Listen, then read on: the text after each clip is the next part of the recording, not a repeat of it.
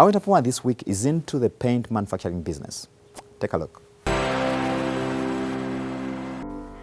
We manufacture paint, we do the production, as you say.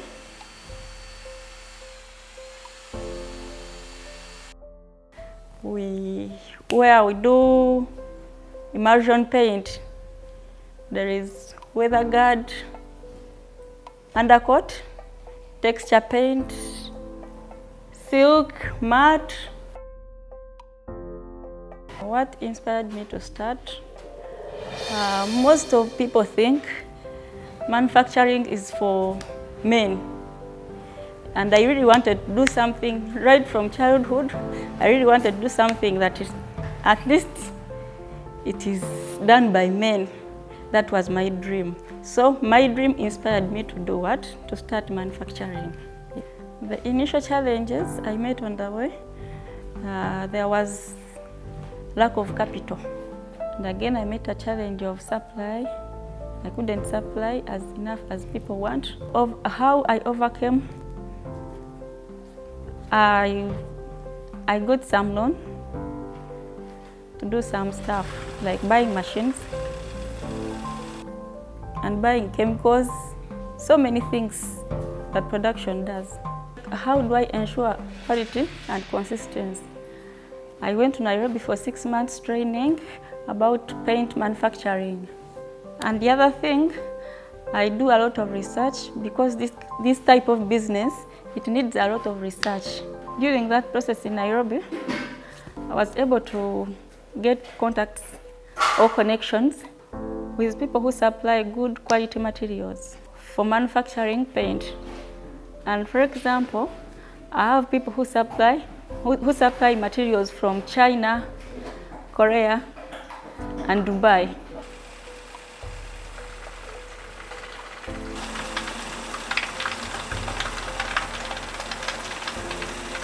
Way back, this business was known for men.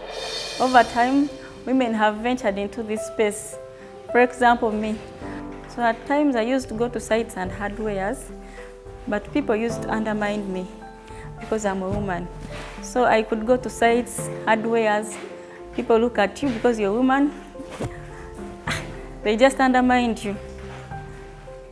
But now, things are going on well, started getting clients. I employ more people. Now, I expanded my clientele base because of the quality of my paint. When you look at the real estate sector in Uganda, it is moving at a very fast rate because people are getting unique ideas from abroad. There are textures you cannot apply inside the living room, but you can apply them outside the building. Because we are concerned about the environment in which we operate, we follow the environmental guidelines and we don't just dispose chemicals to the environment. I've registered some achievements. At least I've been able to pay my workers and do the bills. Of course, every business has its own challenges. I face a challenge of machinery, high taxes. Now, the space I am using now is not enough for me. In future, I hope to acquire a bigger land and expand. People have not yet appreciated agriculture to the maximum. Here in town, we see farmers that are farming, like, wow, but when we go down to villages where our farming really originates from, many people have not yet appreciated it. We still find quotes like, what should I do? I'm a farmer, I didn't go to school, I have to toil. When their children fail, they still say quotes like, you'll dig like me, you'll suffer like me. Meaning at the end of the day, we are not giving agriculture its flowers. So I'm into this to show people that agriculture really is a business. It's where you can invest, get money, support your family, have a generational business out of this, and thrive as a family, as a community at large. Lately we have a lot of complaints, and one of the complaints is seeds are not growing. Why are seeds not germinating when we do our nursery beds? One of the challenges is seed dormancy. And please, we are to be punished for that. Why? We are destroying our environment. So what do we advise farmers is, before you buy from us a seed, ask us how you're going to plant it, how you're going to bed. Another challenge you're having on market is counterfeit products. You all agree with me, farmers out there? Everyone investing in farming, you know, we have a lot of counterfeit on market. But how are we going to fight it as farmers? First, deal with a liable agro dealer. Don't just go somewhere and buy, you're risking. Find people who are liable to do this. Energy-saving technologies have been promoted quite a lot lately. And in this segment, we're trying to go behind to find out what those involved in making these technologies happen, at least for Uganda, go through, focusing on those in the space of energy-saving stoves making.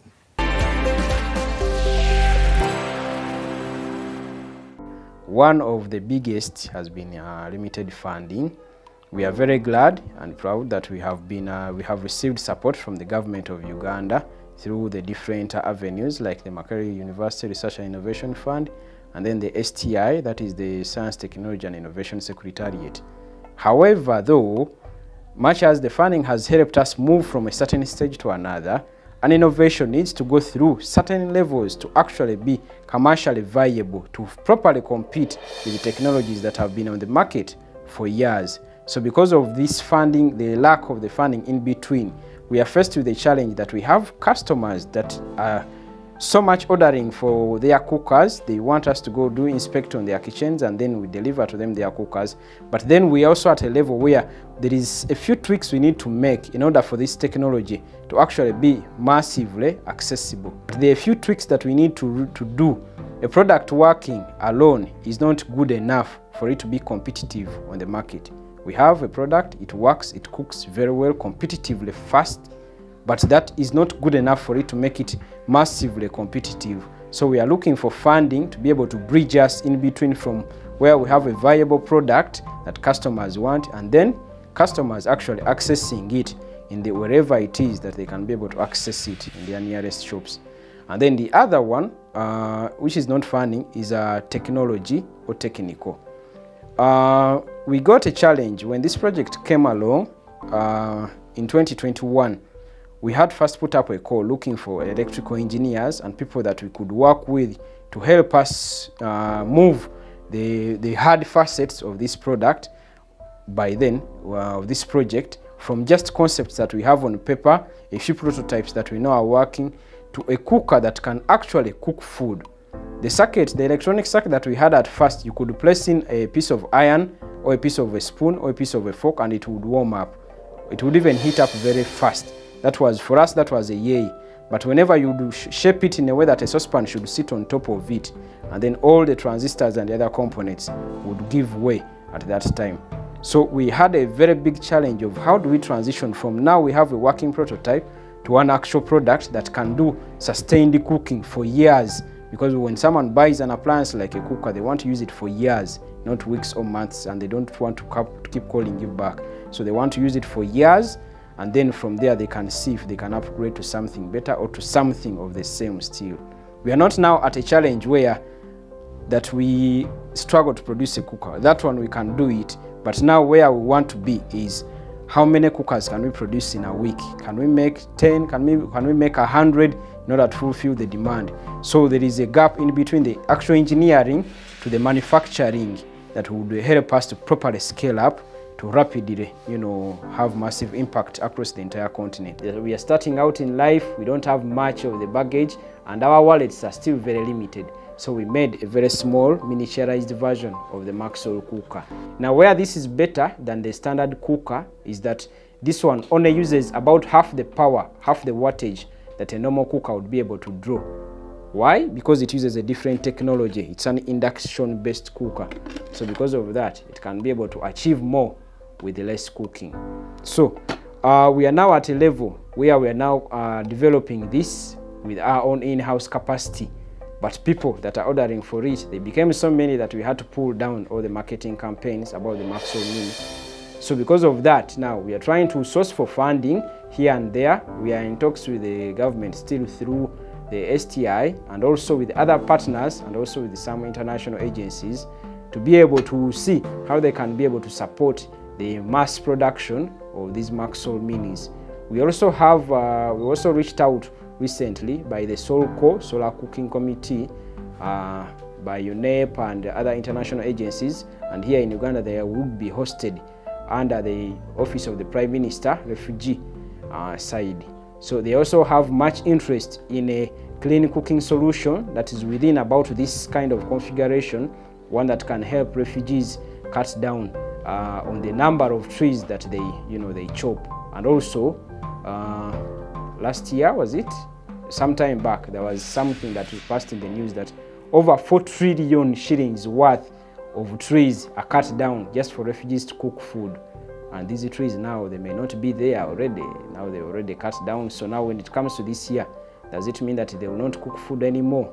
So with this kind of technology within their hands or within their reach, it will be very easy for them to continue continue cooking, to continue enjoying their stay here within Uganda while not emitting any CO2, while not having any trouble with their host communities. So because of that, we are seeking for some small money from all the partners combined so that we can easily transition this, industrialize the Maxwell cooker, and then be able to generate a lot of jobs for youths and also for graduates here within Uganda.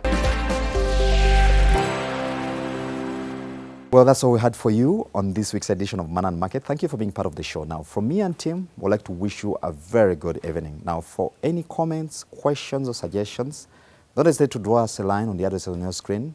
Until next time, I've been your host, Charles Boji. Good evening and God bless.